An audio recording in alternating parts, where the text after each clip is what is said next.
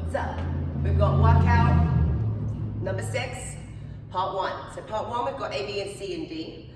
Part A, from this point in our program moving forward, I want you to check it out. So I've attached a glute activation video, which you'll be seeing more often. And it's really important, and I explain why, so you have to watch the video, that you guys do that on the days that we're doing lower body. It's there for a purpose, to get the blood to the area that we're trying to work on, which is right here.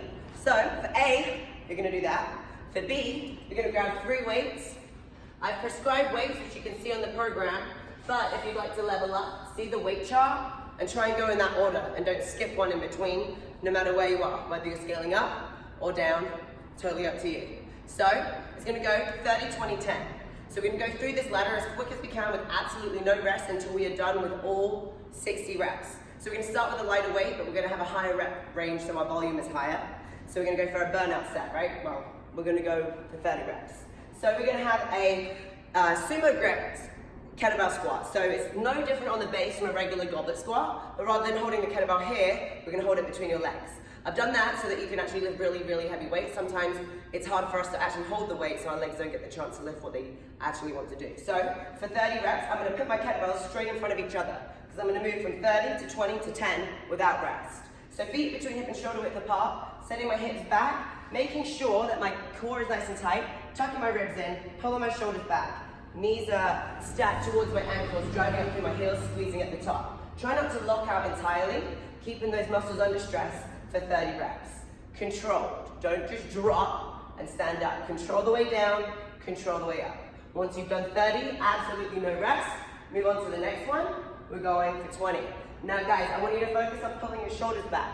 Myself included, as we go through, we start to hunch over. Just because the weight is in front of you doesn't mean that you're not going to disengage your upper body. Pull those shoulders back, keep your core engaged nice and tight. Once you've made it all through all 60 reps, and do your best to hold on for all of them to get that real good burn, we're going to go for a 45 to 60 second rest, and you're going to do 3 sets of that total. Then we're going to move on to C, which is going to be a standing box jump. And what I mean by that is I don't want you guys to create any momentum with your arms or stepping up to it. You're purely going to start on 2 feet. I'm going to hinge my hips. If you need to use your arms, please go ahead. But I'm trying to just create momentum and fire and get as much of an explosive drive as possible. From here, I'm going to land, stand up and squeeze my butt, and step back down again. So standing box jump, rather than one of these where we step up and we go for a running jump. Different here. So once you guys have done 12 of those, you're going to grab 2 dumbbells. And we're going to go for crossover deadlifts. This is amazing if we do it right. So we're going to stand, for example, on the right leg. I'm going to cross my left leg over. Just listen to the cues if you're going to follow me on the same leg, because I'm going to talk about each one. So my right leg is really going to be doing all the work, and my left leg is just there for balance, and so I don't fall over. It's almost like an anchor. Now from here, pull your shoulders back, keep your core engaged. I'm going to soften my knees. I'm going to hinge my hips behind me. I really feel it tugging on my gluteal fold right into the hamstring and deep into the glute. Now from here, you can see my knees on top of my ankle on the right leg. I'm going to drive up through my heels and squeeze my butt right at the top. Hinge it back and forth. Keeping my ribs tucked in, core is engaged, and my hips are going as far back as possible. But I'm not going to let my hips go my chest come any further down if my hips can't go any further back. Squeeze, keeping your hips and shoulders square. 12 on the right, 12 on the left. 60-second recovery. 3 sets total. D, workout number 6, part D. So we've got 3 sets of this superset. When you're in between each set, you're going to rest for 90 seconds.